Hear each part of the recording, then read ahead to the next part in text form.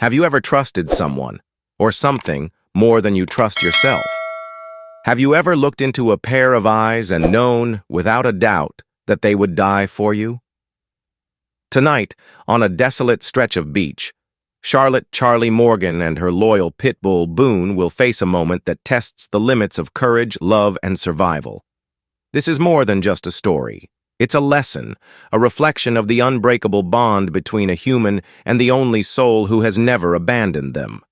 Stay until the end, because some stories don't just entertain. They change the way you see the world. And if you believe in stories that move the heart, subscribe to Vale Marks.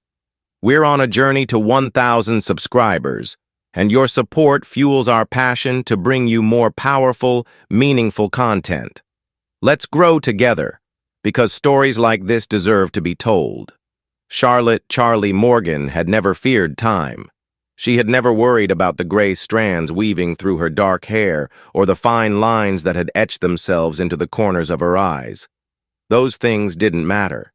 Age was not marked by the passing of years. It was carved by loss, by the weight of memories too painful to forget. At 47, Charlie was no longer the young, wide-eyed woman who once believed she could save everyone. She had seen too much, lived through too much. There was a time when she had thought her hands were meant to heal, that her place in the world was beside the wounded, pulling them back from the brink. She had spent years in war zones as a military medic, her fingers pressing against open wounds, her voice whispering reassurances into fading ears. She had fought against death with everything she had, and yet, in the end, it had taken the one person she couldn't afford to lose. That was the cruelest lesson of all.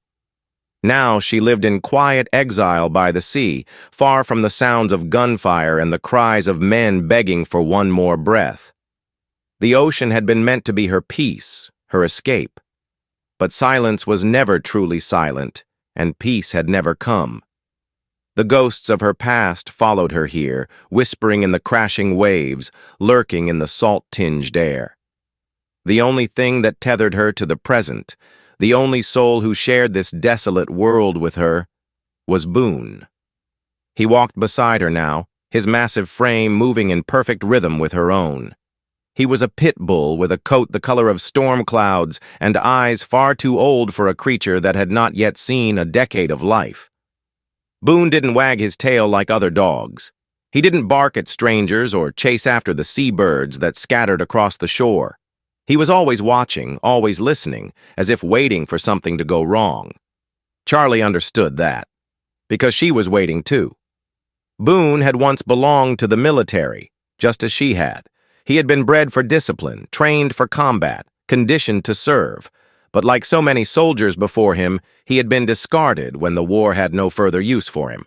A bullet wound to the shoulder had ended his career, and though he had survived, the system that had built him had no place for broken things. So, he had been cast aside. Charlie had found him in a shelter, tucked away in the back, his body scarred, his spirit worn. Most people had passed him over. They saw the thick muscles, the powerful jaw, the intensity in his gaze, and they had feared him. They didn't see the exhaustion, the quiet pain, the unspoken longing in his posture, but Charlie had. She had looked into his eyes and recognized something she had seen in her own reflection too many times to count. A soul that had been abandoned by the world it once fought to protect. And so, she had taken him home.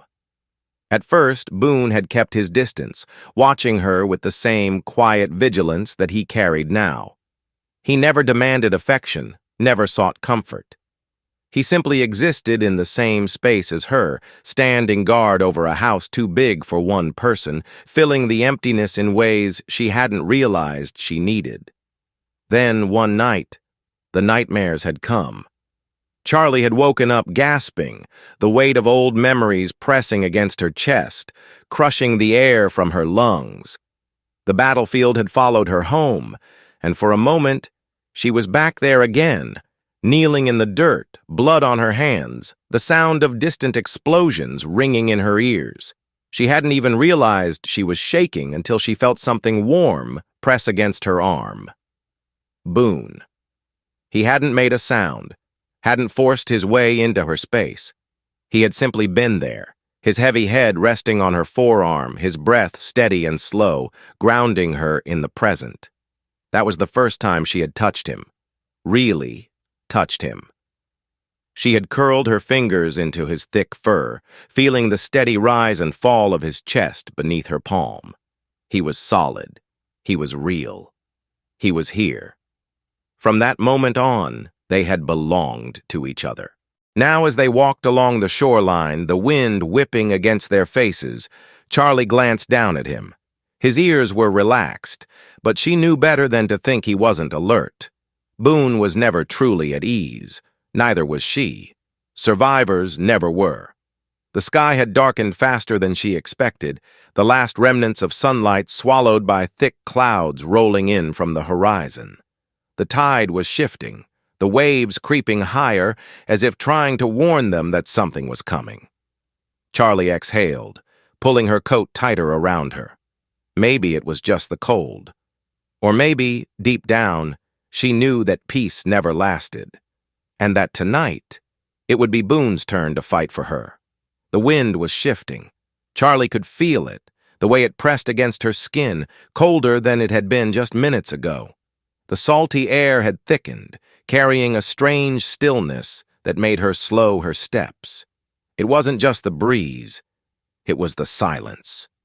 The rhythmic crash of waves filled the emptiness, but beyond that, there was nothing. No distant calls of night birds, no rustling from small creatures scurrying through the brush near the dunes. That was what made her pause, and Boone stopped with her. Not the usual kind of stop, the one where he noticed an interesting scent or caught sight of a moving shadow. This was different.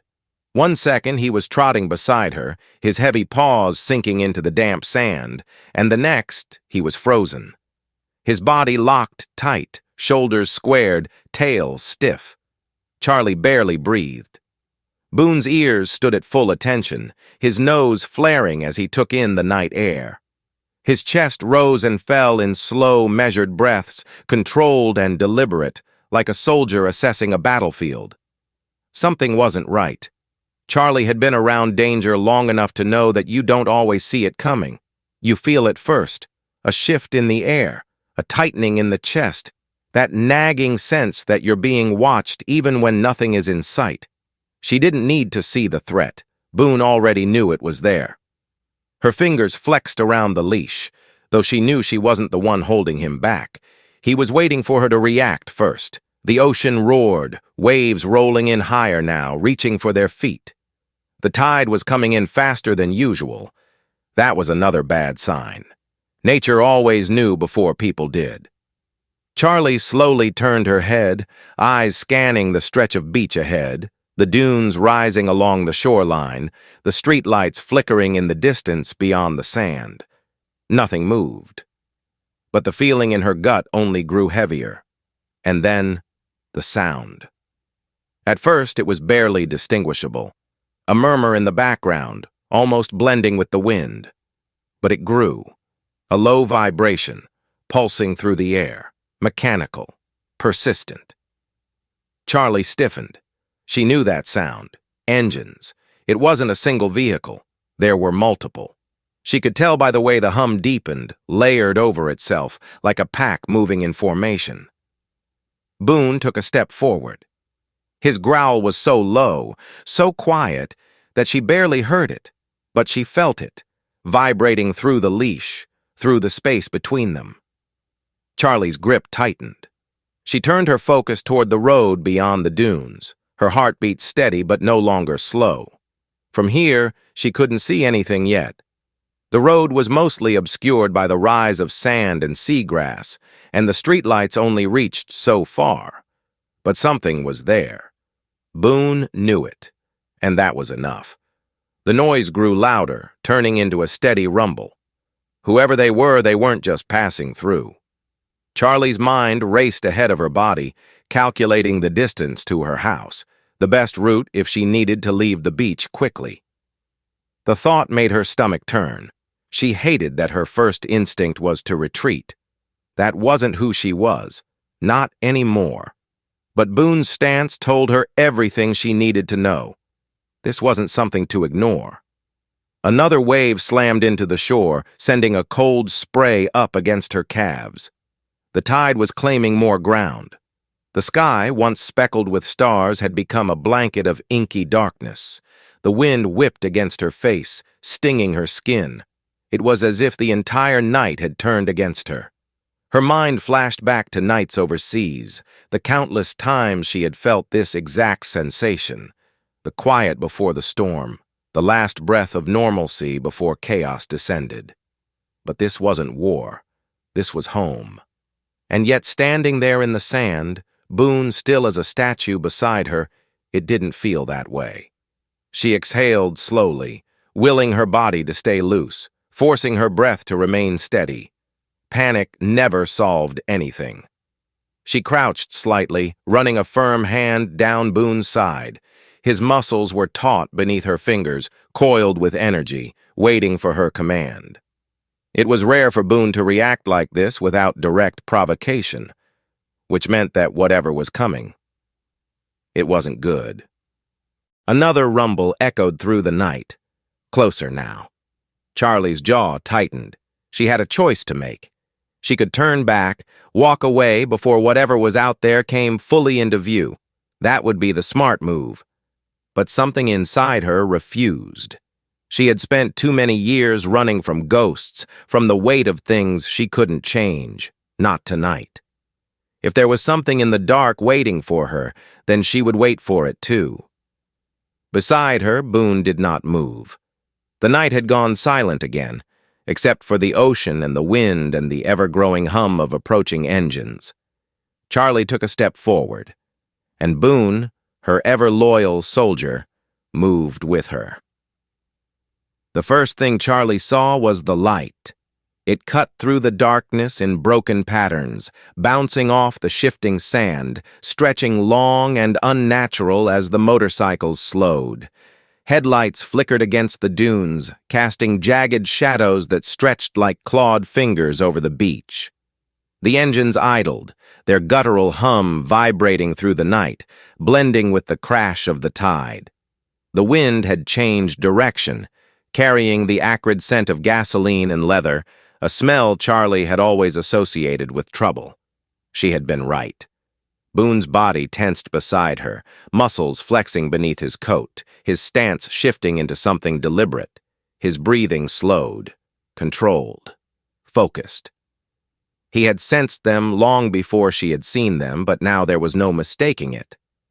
They weren't just passing through. The first man dismounted his bike, moving with the ease of someone accustomed to being watched, someone who expected the world to bend when he stepped into it. Harlan Graves. Charlie had seen him before, too many times. He had come to her door 6 months ago, wearing that same smug smirk, offering her a price for the land she had no intention of selling. She had told him no. Harlan was not a man who liked hearing no. His boots crunched against the sand as he stepped forward, the night swallowing the sound almost immediately. The second man, Eli Wade, stayed perched on his bike, one boot resting lazily on the foot peg, his fingers drumming against his knee. Charlie recognized him too. The last time she had seen Eli, he had been running from her property, a streak of blood trailing from the wound Boone had left in his forearm. He had screamed curses into the night, promising that he would be back. It looked like tonight was the night. The third man, Luther Kane, was silent, still seated on his bike, hands resting on the handlebars. But it wasn't a casual stillness. It was the kind of quiet that held weight, a patience that unnerved her more than Harlan's smirk or Eli's arrogance. Luther's eyes found hers in the dim light, cold and unreadable, the way a predator watches prey. Boone exhaled sharply through his nose. A warning. Harlan chuckled at the sound, his head tilting slightly. "Easy there, boy," he murmured, though there was no real concern in his tone. He wasn't afraid of Boone. He should have been. Charlie didn't move. She didn't speak. This was a game, and she knew the rules. The moment she responded, The moment she gave them a reaction, they would twist it, control it, push the situation further. So she waited. Harlan let the silence stretch just long enough to make a point, before he finally spoke again. "Didn't think we'd run into you tonight, Charlie," he said, rocking back on his heels, his hands sliding into the pockets of his jacket. "Though I guess I shouldn't be surprised. You always did like being difficult." Charlie kept her expression blank. Boone took another step forward. It was subtle, but deliberate. Eli's fingers twitched at his knee, his gaze flicking to Boone for just a fraction of a second. Good. He remembered. Charlie's gaze stayed on Harlan. "Didn't think we'd run into you either," she said finally, her voice even, measured. "But I suppose that was wishful thinking." Harlan laughed, shaking his head. "See? Difficult." His tone was light, but his eyes weren't. Eli's chuckle was lower, edged with something sharp. "Thought we'd swing by and check in on you," he said, his smile widening, though it never reached his eyes. "Make sure you're settled in, okay?" Charlie's stomach clenched, but she kept her breathing steady. This wasn't a conversation. This was a warning. Harlan wasn't here to chat. He was here to remind her that he was still around, that her refusal, her independence, was not something he intended to let go unchallenged. But there was something he hadn't accounted for. Boone.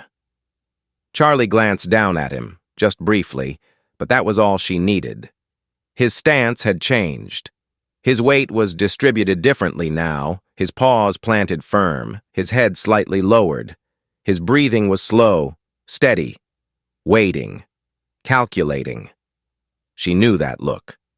She had seen it before, in war zones, in men who had been trained to assess a threat, to wait for the moment when action was the only answer left. Boone was ready. Charlie shifted slightly, adjusting her footing in the sand. "I'm doing just fine," she said simply. "No need for a check-in." Harlan's smirk widened. "That's so?" Eli leaned forward on his bike, his grin stretching.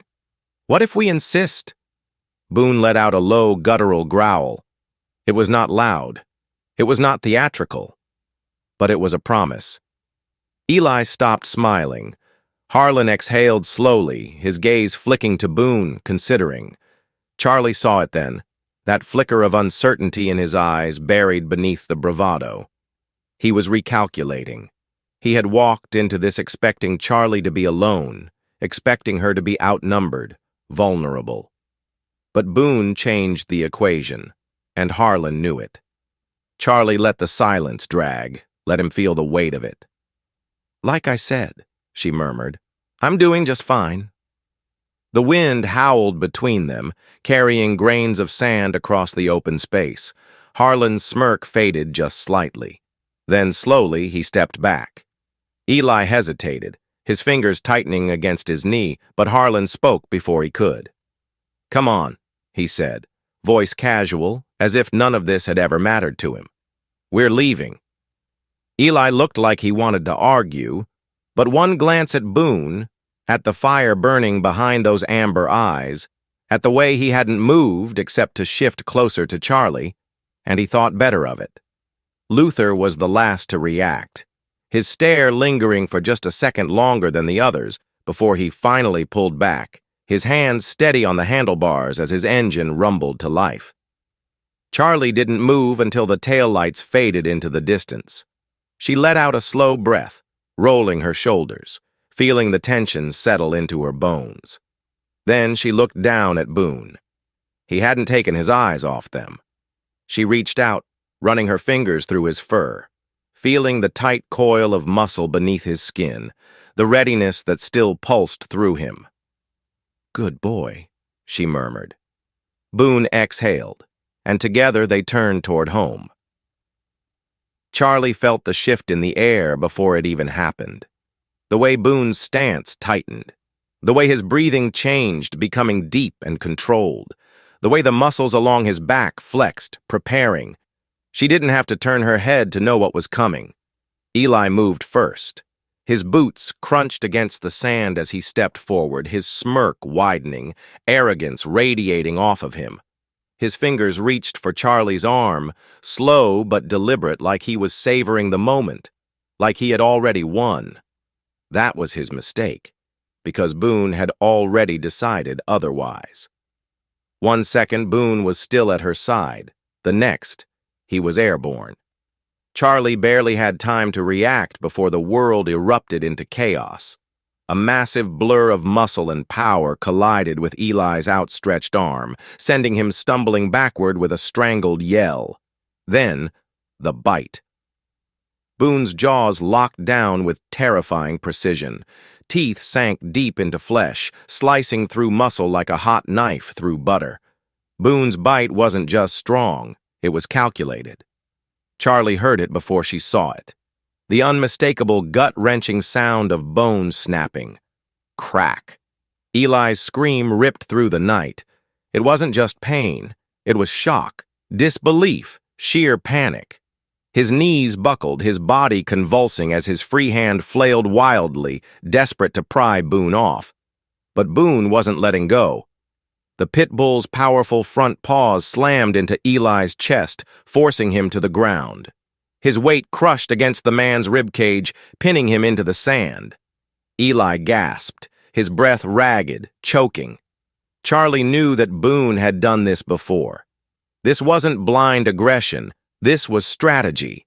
Every muscle in Boone's body was controlled, every movement precise. His weight was positioned perfectly to keep Eli down, to render him completely useless. Eli tried to fight. His legs kicked out wildly, his body writhing beneath the dog's iron grip. He swung his free arm desperately, trying to grab anything, but Boone adjusted immediately. A savage jerk of his head, and Eli let out another agonized scream. Blood spilled onto the sand. It was dark in the moonlight, soaking into the grains beneath them, dripping from Boone's teeth. Charlie knew what that meant. The bite had gone deep. Eli's body finally stilled, his ragged breathing the only sound left between them. His fingers twitched near his ruined arm, but they were weak, trembling. The fight was leaving him. Boone had taken all of it. But Charlie also knew Boone wasn't done, because the second threat had already moved. Harlan. She caught it in the corner of her vision, the flash of a knife being pulled free from his belt. Steel gleamed in the dim light, the blade curving, sharp. Charlie's pulse spiked, but Boone had already seen it.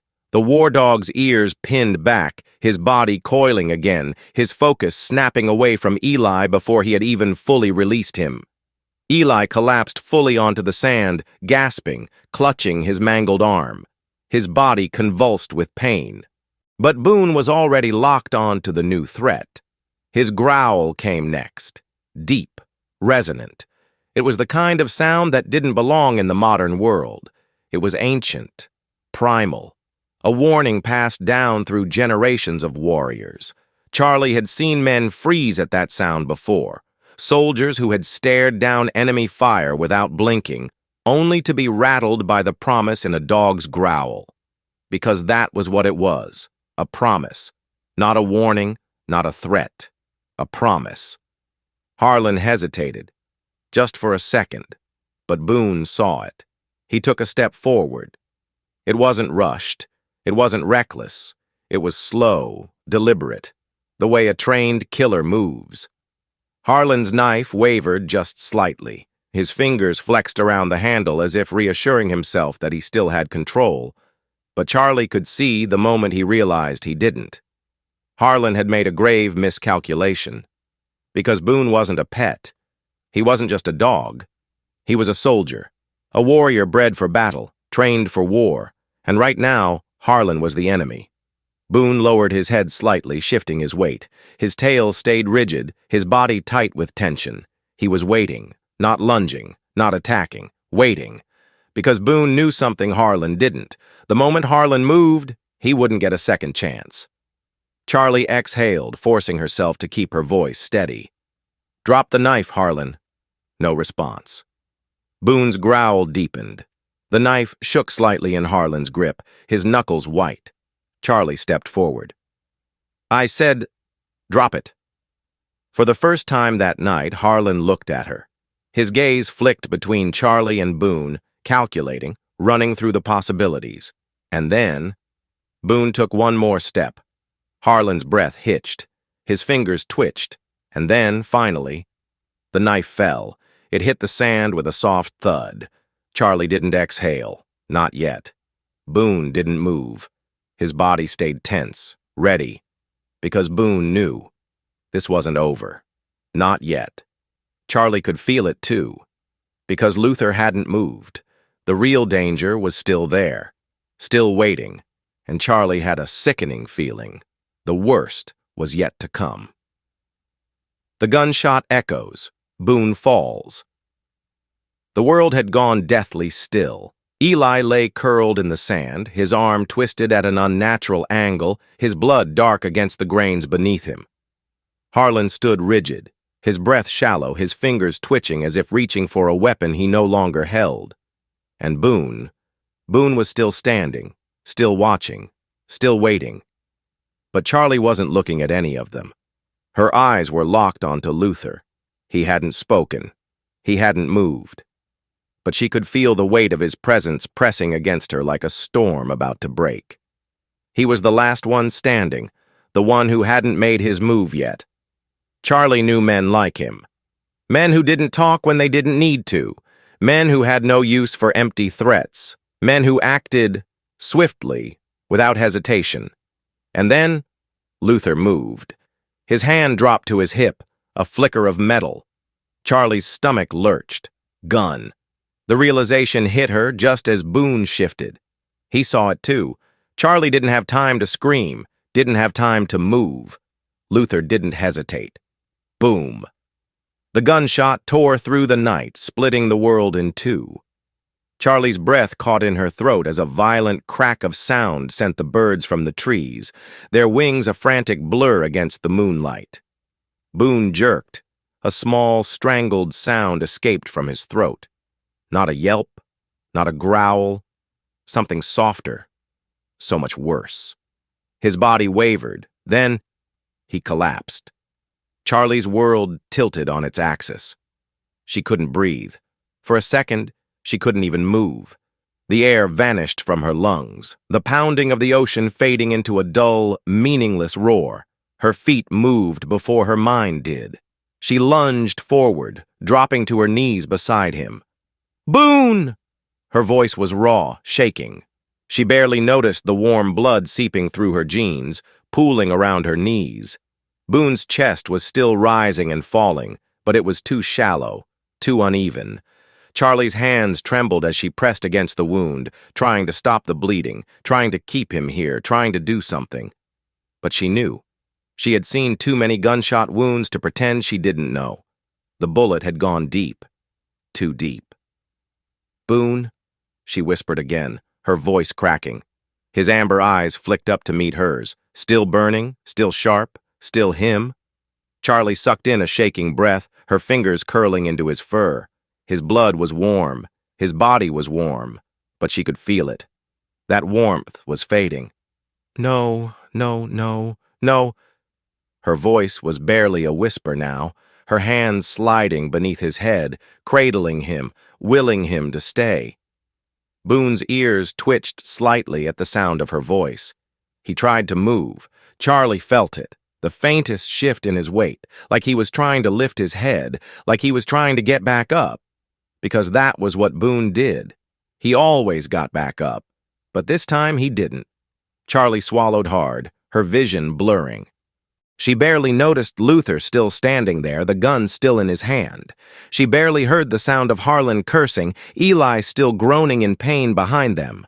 She barely felt the cold. Because nothing felt real anymore. All she could see was Boone. His eyes were still on her, his breathing labored. Still there, still fighting, even now, even for her. Charlie's throat burned. She had been trained for this. She had been a medic in war zones, had seen men torn apart by bullets and bombs, had done everything in her power to bring them back. But this was Boone. And she couldn't fix this. The realization hit her like a knife to the gut.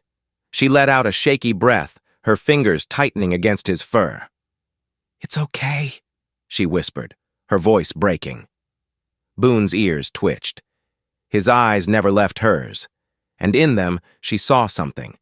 Not fear, not pain, something deeper, something that shattered her completely. Because even now, even as his body failed him, Boone wasn't looking at her with sadness. He was looking at her like he always had, like she was his world, like he wasn't afraid, like he was saying, "I'm still here." Charlie let out a quiet, broken sob, pressing her forehead to his. Boone's breathing stuttered, his tail, just barely, just for a second, gave a single, slow wag, and then, his eyes finally closed. Charlie felt everything inside her shatter. The ocean roared behind her. The world kept turning. But for Charlie, everything else stopped.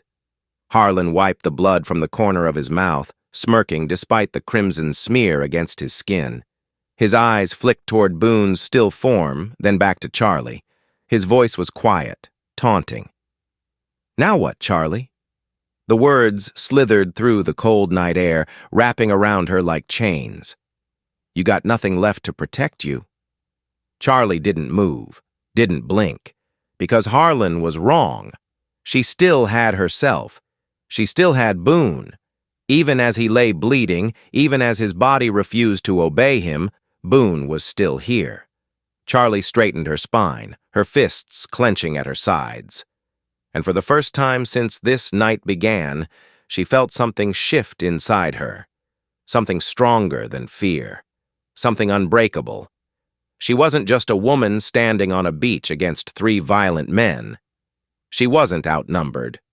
She wasn't helpless. She had been to war. She had seen death, suffering, cruelty. She had spent her life saving people, fixing what was broken, choosing to be better. And she would not let Harlan Graves take that from her. Not tonight. Not ever. Her breath came slow and steady, measured. Then she bent down and grabbed a rock from the sand. Harlan's smirk faltered, just slightly. Charlie's grip tightened. The rough edges of the stone bit into her palm. Then, without hesitation, she hurled it straight at his face. The impact was solid, a sickening crack as it struck his cheekbone, sending his head snapping sideways. Harlan stumbled, his footing uneven in the shifting sand.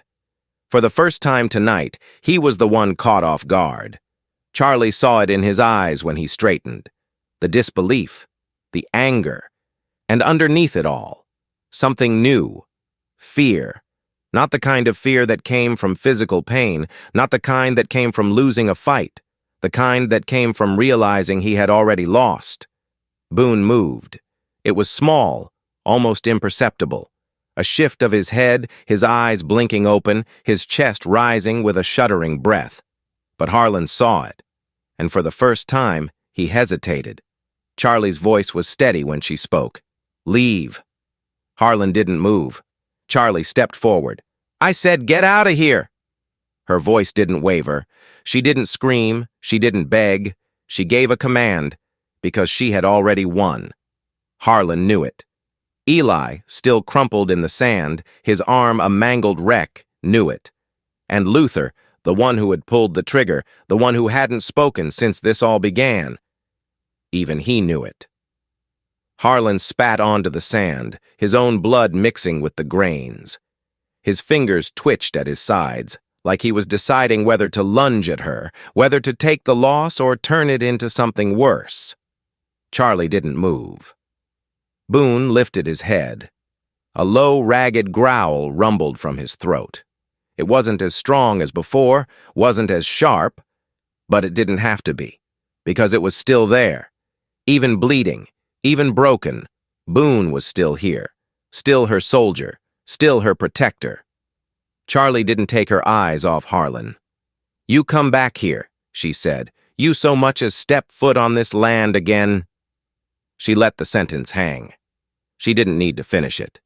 Harlan wiped the back of his hand across his mouth, staring at her like he didn't recognize her anymore. because maybe he didn't. Maybe he had spent all this time thinking Charlie was weak.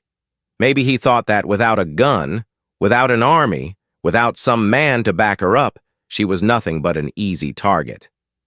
But tonight, she proved him wrong. Harlan's jaw clenched. Then, with a sharp exhale, he turned. He walked away. Not fast, not running. But he left. Luther followed, his face unreadable, his boots leaving prints in the sand that the tide would soon erase. Eli staggered after them, clutching his ruined arm, whimpering curses under his breath. And then, they were gone. Charlie didn't watch them disappear. She didn't turn to see if they got on their bikes, if they sped off into the night. She didn't care, because none of that mattered. Not anymore. All that mattered was Boone. She dropped to her knees beside him again, her fingers brushing against his fur, still warm but cooling too fast. Her throat clenched. Boone blinked at her, his amber eyes still bright, still strong, still full of fire. She swallowed hard, willing herself to be calm, to be steady. "Stay with me," she whispered. Boone's tail twitched, just barely. Charlie felt the sting in her eyes. Her vision blurred. "Please," she breathed. Boone let out a soft exhale, his ears twitching slightly at the sound of her voice. He was in pain. She knew that. But he was still here, still fighting. Charlie pressed her hand against his side, against the slow, unsteady rhythm of his breathing. She had seen too much death in her life. She refused to accept it again. Her voice was hoarse when she spoke. "You're not leaving me, Boone." He blinked slowly, and in his eyes, she saw the answer. "I'm still here." Charlie closed her eyes for just a second, drawing in a slow breath. Then she got to work. She had been a combat medic once. She knew how to keep a soldier alive. And Boone was the best soldier she had ever known. The tide had begun to retreat. The same ocean that had roared with such fury earlier now lapped gently at the shore, as if the earth itself had exhaled, relieved that the battle was over. The wind had settled into a slow, mournful whisper, rustling through Charlie's hair, carrying the scent of salt and iron. But for her, the world had not settled. Not yet, because Boone was still bleeding. Charlie held him close, pressing her hands against his side, feeling the slow, uneven rise and fall of his ribs beneath her fingers. His fur was slick with blood, dark and warm, staining her palms, seeping into the fabric of her jeans. She could feel his heart beating, still there, still fighting, but it was too slow, too weak. "Boone," she whispered, her voice breaking. His amber eyes, half-lidded with exhaustion, shifted to meet hers. He didn't whimper, didn't cry. Boone had never been the kind of dog to show pain. He had been built to endure, to protect, to fight through things no living creature should ever have to. But this was different. Charlie could see it in the way his breaths came uneven, in the way his body trembled beneath her hands. This was Boone fighting a battle he wasn't sure he could win. And Charlie wasn't sure she could watch him lose. Her throat tightened as she cradled his massive head in her lap, her fingers stroking through his fur with a gentleness that felt useless now. "You stay with me?" she whispered, her voice hoarse, desperate. Boone blinked slowly, his tail giving the faintest twitch against the sand. The same tail that had always wagged when she came home, when she called his name, when he knew he had done something right. Now, it barely moved at all. Charlie's chest ached. She had spent so many years patching up men on the battlefield, holding their hands, whispering to them, trying to keep them tethered to this world for just a little longer. Some had stayed, some had slipped away. But this was Boone, her soldier. The dog who had slept beside her when the nightmares were too much, who had stood in front of her when the world felt too cruel, who had never let her face a fight alone. She couldn't lose him, not now, Not after everything. A sob broke free from her throat, and she pressed her forehead to his, feeling the warmth of him, trying to memorize it, trying to hold on to it. Boone didn't pull away, didn't flinch. He just watched her, and in his eyes, there was no fear, only trust.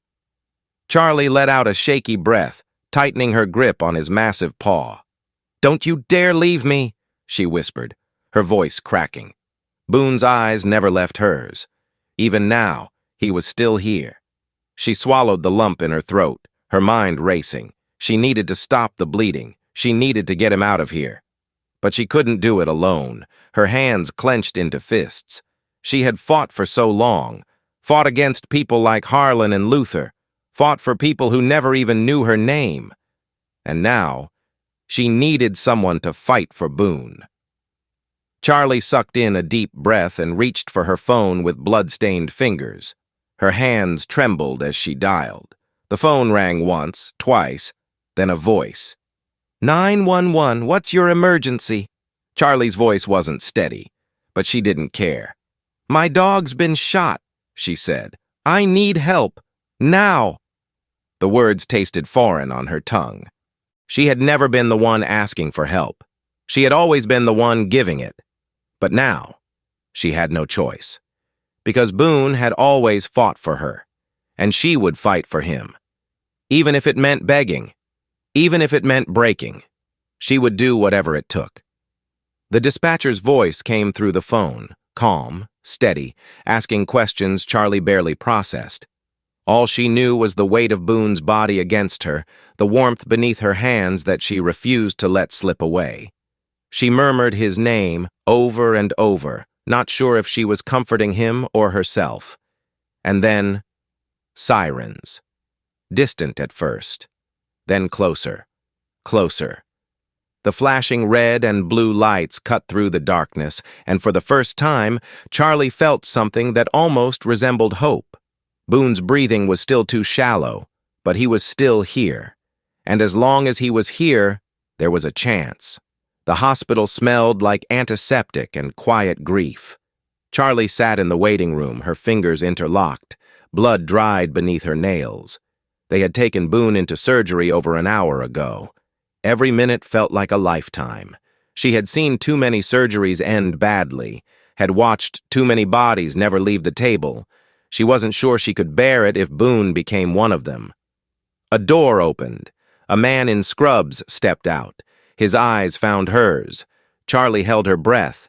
And then, he made it. The air rushed from her lungs. Her hands clenched against her knees, her whole body shaking. The doctor was still talking, something about blood loss, a long recovery, but Charlie could barely process the words. Because Boone was still here, still fighting. She nodded, swallowing hard. Can I see him? The doctor hesitated, then nodded. She followed him down the hall, her legs weak beneath her, exhaustion pressing heavy on her shoulders. And then, there he was, lying on the table, tired but breathing. His chest rose and fell slowly, steady. Charlie let out a shaky laugh, wiping at the tears on her cheeks. Boone's eyes opened, just slightly.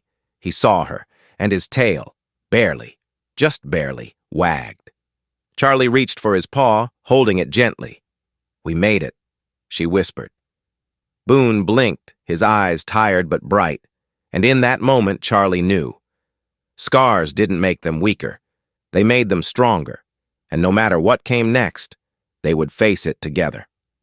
As the last traces of blood merged with the retreating tide, Boone lay beside Charlie, his breaths slow but steady, his body battered, yet his spirit unbroken.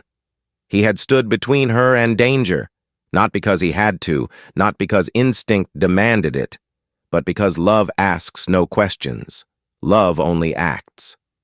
Life has a way of testing us, revealing our true strength not in moments of ease, but in the trials that demand everything we have. Boone's scars were not just etched into his flesh. They were proof of battles fought, of loyalty unwavering. He had been broken before, Yet he stood again, proving that the strongest warriors are not those untouched by hardship, but those who rise despite it. "The world breaks everyone," Ernest Hemingway once wrote, "and afterward, some are strong at the broken places." Boone was broken once, but he never stopped standing. And in his resilience, in his silent devotion, he taught Charlie and all of us what it truly means to fight for those we love. Have you ever had an animal that changed your life, stood by you when no one else did? Share your story in the comments. We'd love to hear it. And if this story touched your heart, subscribe to Vale Marks. We're close to reaching 1,000 subscribers, and every single one of you is part of this journey. Because some heroes wear capes, some have fangs and fur, and some remind us that love, in its purest form, asks for nothing, yet gives everything. See you in the next story.